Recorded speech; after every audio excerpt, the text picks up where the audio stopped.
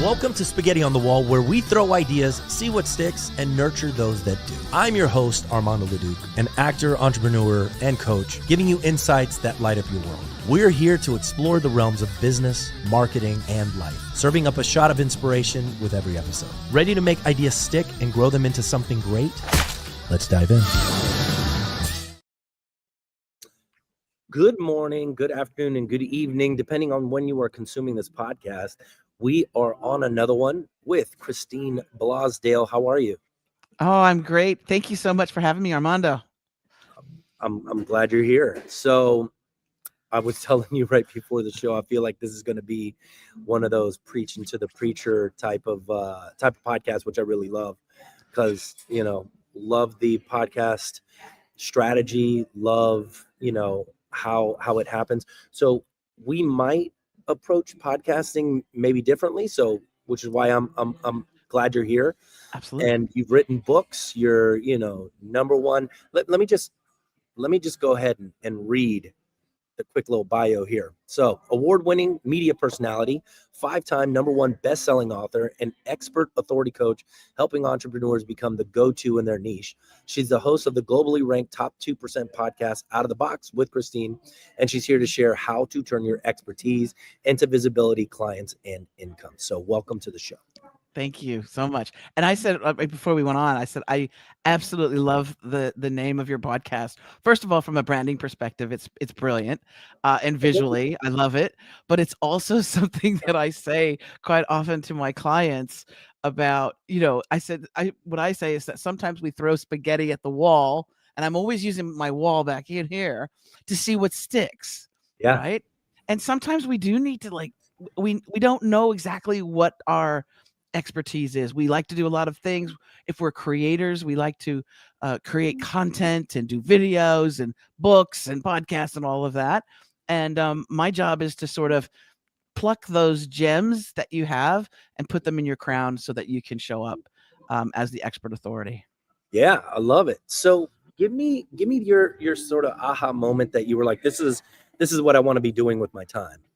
Yes. Okay. So, at a very early age, I was encouraged for my opinion. I was, my mom would get ready. This was back in the day. I'm 61 this year, so I'm 60-ish. And back in the day, my mom was a single, hardworking woman. And she would be getting ready to go to work, and she'd be putting on her makeup and getting dressed. And she would ask me, she'd go, Christine, what do you think about, am I okay? Do I look good? And I'd be there and I'd be like 4 years old or something. And I'd go, that top is not I would go with that and put those boots on. And she would change. Like, this is a grown ass woman who, probably knew very well how to dress. And my mother was beautiful, drop dead gorgeous. And so she would change. And then she would say, is this okay? And I go, yeah. And so at a really young age, I had that encouragement that my opinion mattered. And I've always been somebody who can look at something. It doesn't matter if it's a website or a spa or a restaurant. I go into somebody's home and I can see things that really work and then things that don't. Right. So at a very young age, I've always had that very strong opinion and did the thing that you do as a kid, growing up and going to school, doing all that stuff. And I was going to be a teacher. I went to college and I graduated and I was going to be a teacher. And then I found out how much they paid teachers. And I was like, maybe not. And so I just was searching. I did a little bit of coaching in the, fitness world. That was cool back in the day when it was like, Jane Fonda and all that stuff. But it wasn't fulfilling enough. And then I was very lucky after college. I got a gig with America Online. And do you remember America Online? Because it was the only thing. There was no TikTok. There was no Facebook. There was no YouTube, nothing. And America Online was it. And I got this great opportunity to write a column for them. That's what they had. They had columns. But it was a very popular column called The Daily Fix. And so I got to do all the entertainment stuff, Hollywood, premieres, interviews with celebrities, all of that stuff. And I had to really narrow my niche. I had to actually write in a way that was appealing to a very wide audience, like from 8 to 80 or something like that. That was the target audience, and that helped me really narrow down and niche what people are interested in, and to write and to create content in a way that could be enjoyable from a kid's perspective. It's kind of like a Shrek movie where the kids can enjoy it, but also the adults. And then from America Online, they got bought out by Time Warner. They got rid of all their writers, and it was basically an infomercial, for time projects. And then 9/11 happened. And I was like, that was the pivotal moment where I was like, who cares what Angelina Jolie is wearing? Really? In the big Right. scheme of things. And so I did some soul searching and found a radio station in Los Angeles that was, excuse me, that was very unique and questioning things. And I was like, I love this radio station. I went in, asked them, if I could just walk around from a grateful heart and say how much I appreciated everybody. And they go, sure, come on in. I did that. They asked me what I did. I said, I write for, I write entertainment stuff. And they said, you should, think about volunteering. So I started to volunteer. I loved it. I was a producer for a major radio station in Los Angeles. And then I got the opportunity to go on air one day. It was a fluke. Somebody was sick or they broke a leg or something. That Hollywood story, hey kid, Right. you gotta get on stage, And I was terrified. I was like, I'm behind the scenes. I am not a person on the mic. I don't even know if I like my voice. I'm just terrified. They go, no, you got to do it. You got to do it. And I'll tell you, Armando, that on-air light went on. And it was like I connected to the audience in such a strong way, and everything changed. I loved it. And I was there at that radio station for 20 years. Wow. So during that time, I had to really hone in on what people want. And I found it's the pillar of 3. We want health, wealth, and love. Health, Those wealth, are and the love. main those are the main things. So if you've got a business and they involve any of those things, then you're tapping into something that a lot of human beings really want and need. And So, then I just transitioned basically from all of that stuff into coaching. and so so you help mainly entrepreneurs, or who are the people that you guys help? Entrepreneurs, authors, because authors, a lot of times they're really great at writing, but they're not great at marketing, right? And they'll have a business, they'll be a coach or they'll be a consultant or something like that. And they're wonderful at writing. This is nonfiction that I'm talking about mostly. But they just have a hard time marketing themselves. So I like to show them different ways instead of just the books that they're writing, but entrepreneurs, women in business, small business owners, those are really my people. Yeah. And why podcasting as the Mm. solution? Well, it's one of the solutions. I believe there's a few different tools that we can use, and they're pretty much all free. Or very, very low cost. So from an economical standpoint or a budget standpoint, it's very smart for marketing. All of my clients, and they'll tell you, all of my clients, I say you are either going to, number one, you're either going to create your own podcast, and I show them how to do that.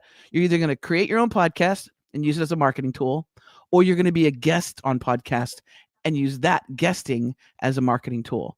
Or some of my students who are in the higher echelons, they do both. They're both a podcast host and they guest. And it's because you're reaching an audience you would never be able to reach just on your own. You're Yeah. talking to like-minded people. You're meeting hosts who are in your field or in your stratosphere, and you never know what those relationships are going to be, because you might become friends, you might do a collaboration, you might write a book together, you never know. So I think podcasting is such an amazing, and I've been doing it for many years now. It's like I think almost 10 or something. Yeah. but it was a simple transition going from radio, because I had done hundreds, if not thousands, of radio shows. And in radio, you could do a great show and it's gone. If you weren't listening at 5 o'clock in the afternoon, you didn't hear Too it. bad. Right. Too bad. Exactly. And so this is a way to preserve some great conversations and important content. Yeah.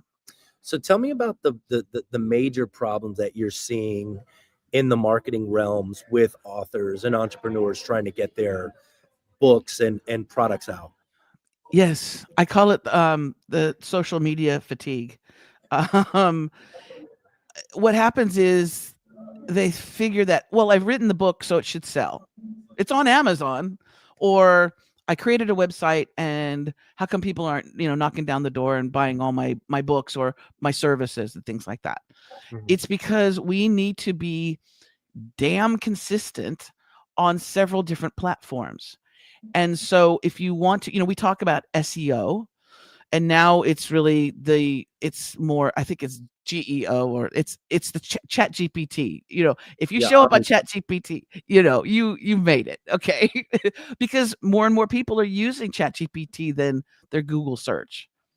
So when you have your own show, when you're a guest on shows, your SEO, or your search engine optimization, goes up, because your name, your website, your title, what you do is going to be promoted and put out there on the internets, through the host. Hopefully the host is going to mention your name, especially if you're the guest on the show.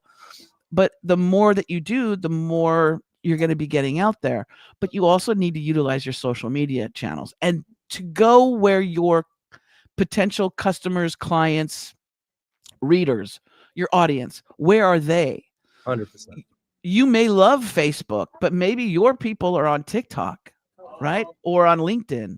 So you need to go where your audience is, and you need to also make your offers.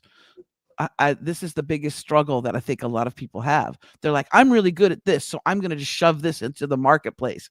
I fix widgets. And maybe your target audience doesn't want their widget fixed, right? Woo! You can say that. Woo! Mic drop. You could say that again, right? Like I talk to my clients all the time about the offer, right? Like, who Yeah. cares if I bring you 100 to 200 qualified leads that come in every month?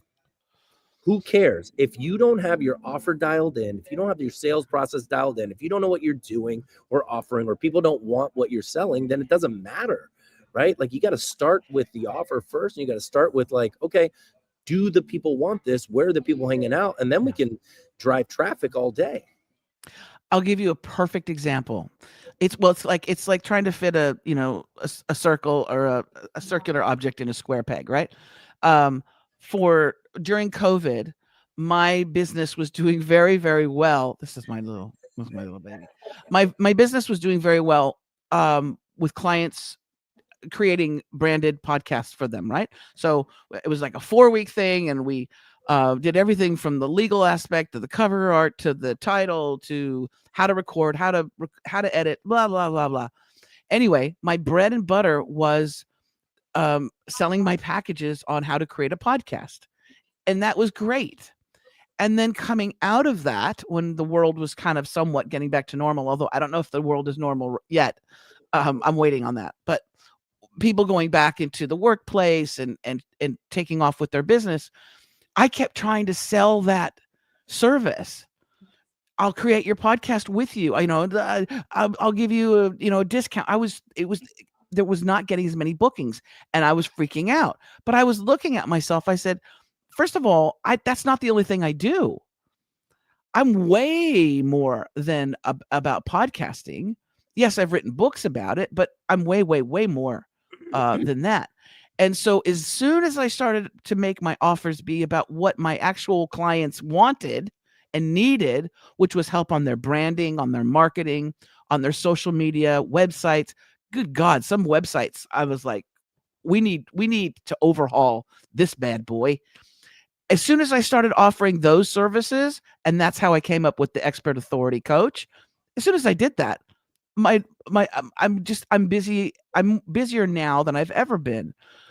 But it's because instead of us trying to shove it down the throats of our potential clients something that they don't want, Yeah. Yeah. it's like if you're hungry and you keep saying, well, I've got this here, I've got this great tool for you, it does everything, it's an amazing gizmo, and the person's like, I'm hungry, I don't I want a just want gizmo, pizza. I just Give want me pizza. pizza. Yeah, or Awesome. spaghetti Or spaghetti on the wall. on the wall. Um, tell me a story about somebody that you guys have helped. Oh, I have so many good stories. Actually, and I have a story just from today. I'm so blown away.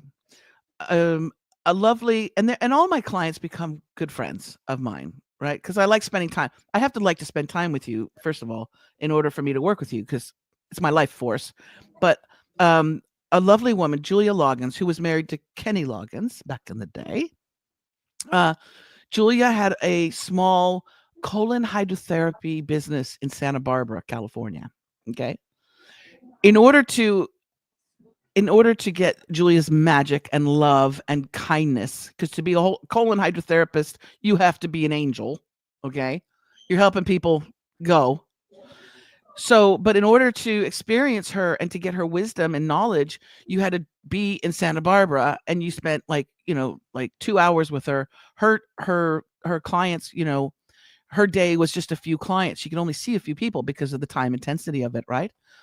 And when I met her, I was like, oh my gosh, you're amazing. She would also recommend particular supplements and things to help your digestion, your gut. And I just said, why aren't you private labeling? Like, why don't you have Julia Loggins products and sell them to a wider audience? And why aren't you on, doing video and doing on YouTube? Why don't you have a podcast? All these things. And she was like, oh, I could do that. I'm like, yeah. She's now on TikTok with so many followers. It's ridiculous. She does live TikTok videos as well. She's written all these books. She's selling all of her products. Julia Loggins, by the way, products, not anybody else. Her face is all over the products. She's gorgeous. And there was just a magazine feature on her. And at the end, it said, is there anybody that you would like to, recognize? She mentioned me in an article that was supposed to be about her and her business. And she just sent it to me today. And it was like a shout out type thing. And what she said was so beautiful and so powerful. And I love those kind of stories. I have one client that I spoke to this week. We had a session this week, and she's 76 years old, and she's from, Brooklyn, New York, and she's a healer. And again, she was healing people and working with people and a lot of very high-end celebrities in Los Angeles, but she needed to get her wisdom out to the world. And now she's got a podcast. I helped her create that. She's done over 100 episodes. She's interviewed Pat Benatar. She's coming out with another book, and she's just rocking it at 76. That's amazing. So those are the stories that I really love, because I see something when I see somebody and they've got a beautiful gift for the world, for people to help people. Man, let's get their message out. Let's do everything we can to get the message out. And we might use a platform like podcasting. We might use a platform like TikTok. It just depends on the personality. I love it so much. What's the offer? How do people work with you? Super easy to do, because first of all, we always start with a discovery call, because I need to know, and let's be honest, you're not going to give me a bunch of money without having that conversation first, so that we can find out where we're going. So they can have a discovery call with me. They can go to my website. It's all over the place to book that. It's expertauthoritycoach.com. That's my main website, and it's got all my goodies, all the books and all that stuff. But if they want to just go directly and they don't want to look at my website, they can go to chatwithchristineb.com to book that. It's a complimentary discovery call, so I can find out more about what they do, and most importantly, what they've been doing and what they want to do and how to get them there. So that's the best way to get to me. That's awesome. Christine, what a pleasure. I want to stay in touch with you. It was you got good energy. right? You've got good energy. What sign are you? I'm a Capricorn. You're Capricorn. Yeah. What are You you? have to have a moon in Scorpio or something like that, because I'm Scorpio, and I'm like, you're like I my get along with doppelganger. Scorpios. Do you? Oh yeah, Yeah. Okay. got a lot of Scorpio friends. My sister's a Scorpio. She's my project manager. So Smart lady. yeah, Yes, I that's would cool. love to. I would love to, and I'd love to have you please come on my podcast. Let's Yeah, would swap love to. podcasts. Let's Yeah, come swap on over. podcasts. Love doing it. Love it. Beautiful. You Thank know, you so much. I love the preaching to the preacher vibe, because it's just like everything you're saying. I'm like, yes, yes, Well, you can yes, show your clients. perfect, You can say, yes. "See, she's saying the same thing." Love it. Love it. Yeah, I often do. I'm like, here's another. You don't have to hear from me. How about you hear from Christine? How about you hear from Kevin? Like, listen It's to like these. being a parent when you tell your kids something, and then some stranger tells them the same Right. damn thing, and they go, "I'm going to do this," and you're like, Yeah. "I've been saying that the whole time." Yeah. Well, there was a commercial back in the day, and it was like a board meeting, and somebody goes, "We should do this," right? And everybody looks, they're not doing anything. And then the CEO goes, "We should do this," and says the same thing, but he does this. And everybody's like, "Yeah, we should do that," right? And the guy's like, "I just said that." He's like, "Yeah, but I did this." Right? So, it's just ridiculous. But it I reminds me love of that, it. because it's just like, guys, I don't know how to infuse this knowledge into your brain, because it's such a powerful tool. But it's it's all of the head trash, all of the imposter syndrome, the limiting beliefs that they have about themselves, Yeah. right? That prevents them from taking action. So it's funny, because I'm speaking about this next week at And we a deal with that. conference. We deal with the imposter syndrome thing, man. Because that is something that holds so much genius back. Yeah, You it know, really does. and I'll say this before we go. With anybody who isn't suffering from imposter syndrome, here's a trick. This is something I do with clients. Is I say, first of all, it's not about you anymore. And they go, "What?" It's not about you. It's about what you provide, the Yeah, service that you provide. Okay. yeah, If you've got a plumbing issue, you don't care. You want to have a plumber that knows how to fix it, right? So you need to, first of all, get out of the way and think about the people that you say that you want to serve. If it's children that you want to help, if it's your community, if it's people who need to lose weight, focus on them and get out of the way, because if you don't show up, they're not going to get the results that you are saying that you want to provide. So we shift the focus to the people that you want to serve and who you want to help, and get it off of you, because that's going to be a losing battle if you just focus on, "Oh, I'm too old, I'm too fat, I'm too this, I'm too that." Stop it. Stop it right now. Stop it. Stop it right now. No, I love it. Oh, I Christine. like you, Armando. Let's Yeah, be I like friends. you too. Let's be friends. I need more people. I need more people that are living the same world as Right me. on. Right on. So, and I've got some amazing people I want to introduce you to too. So we'll talk offline. Beautiful. Okay. All right, guys. Thank you guys so much for showing up to another episode of Spaghetti on the Wall, brought to you by Leduc Entertainment. For all of your video production needs, if you want a podcast, we got you. Keep listening, keep watching, and we'll see y'all next time.